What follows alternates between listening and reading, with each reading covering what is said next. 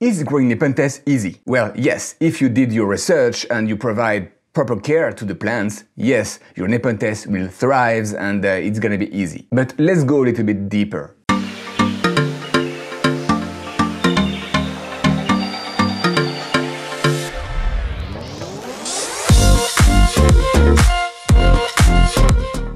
Hi, my name is Remy, and on this channel I explain you everything I know about how to grow Nepenthes, this tropical carnivorous plant, on windowsill. So yes, growing Nepenthes is really easy and rewarding if you know what care to give to your plants. So first, there is 4 parts.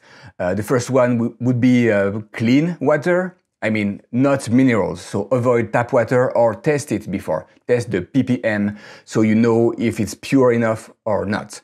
You can use rainwater, for example. That's usually quite a low ppm, so that's great. For the ppm, let's try to aim less than 100 ppm. That's way better. Even 100, you may need to repot your plants every 2 years just because the minerals will build up into the substrate. The second part would be a bright place like this windowsill.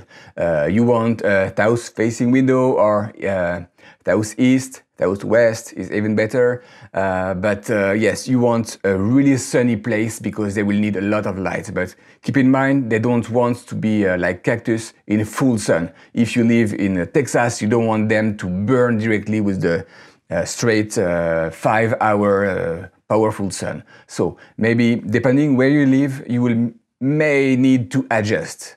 You don't want to have like a swamp-like substrate. They don't grow in a swamp or bogs. They grow in forest where it's way more mossy and more oxygen.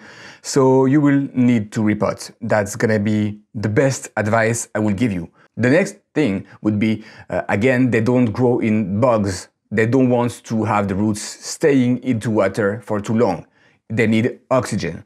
So that means you can leave them in a small water tray, but let it dry, let the pot dry a little bit between watering again, just to have healthy, not like muddy substrate. So there is 2 ways. There is an easy way, obviously, and a hard way. The easy way would be you check what you can give to your plants.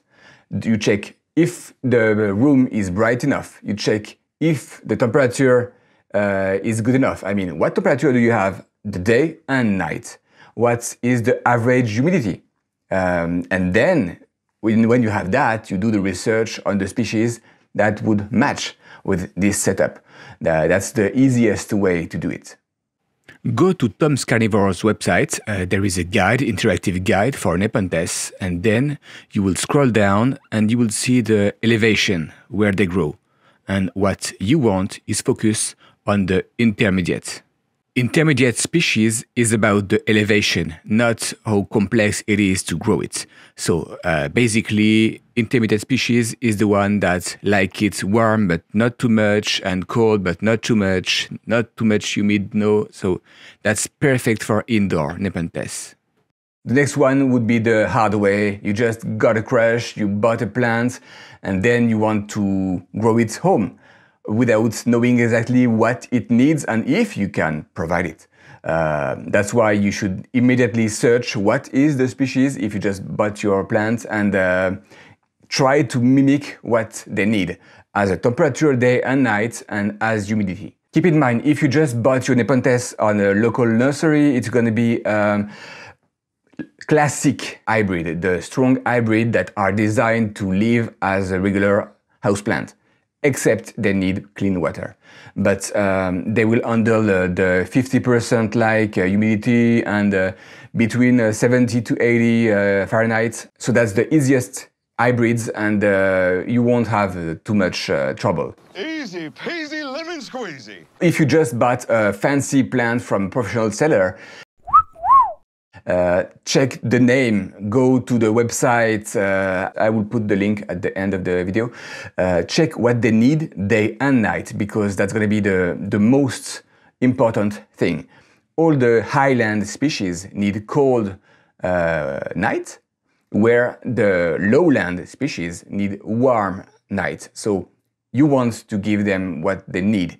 you will not give a warm night to a highland. It won't picture and the plant will slowly die. Again, just because of temperature. The humidity, there is always way around. You can use a humidifier, you can use a water tray like that. Worst case scenario, you buy like a fish tank or a terrarium like the Exoterra. You put your plant in it, a little bit of water at the bottom, and it will be humid enough. And again, if you need more light, there is always the easiest grow light. They allow you to grow basically everywhere the plant. So that's always something interesting. If you provide good care, you will have this beauty on your windowsill.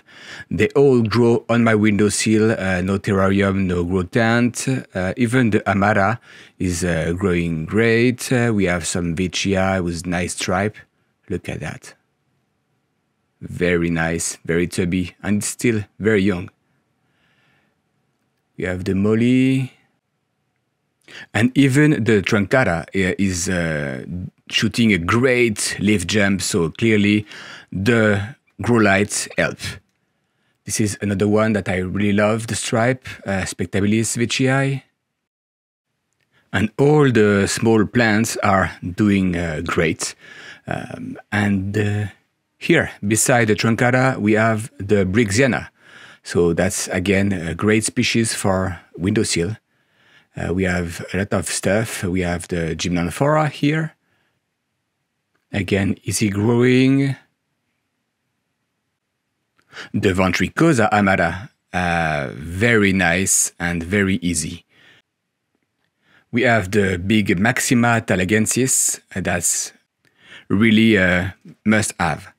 We also have the Bouquet, obviously, my favorite one. Such a gorgeous plant. And we have all the classic hybrid, as I said earlier, the Gaia, great one. This is the Minima, so small picture, obviously.